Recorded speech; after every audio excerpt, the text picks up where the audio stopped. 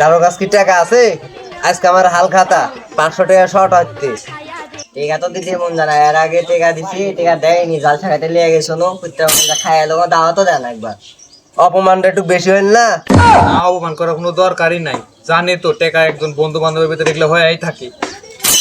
তো টাকা থাকলে টাকা দিক, আমি হাল খাতাটা করে আসি। একলা একলা হাল খাতে গেলে হবে, আমার একটু অর্ধা লাগবে না। হাল খাতার খাওয়া একজনে কি দিছে, আমি তো বাকি করেছি, তারা তার বাকি করেনি। তাদের কাছে টাকা চাই, টাকা হবে না।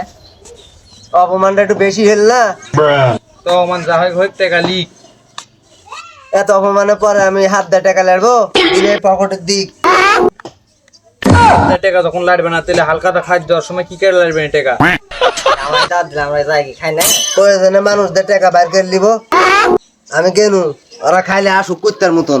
দেখলে তো যা ভাই যায়।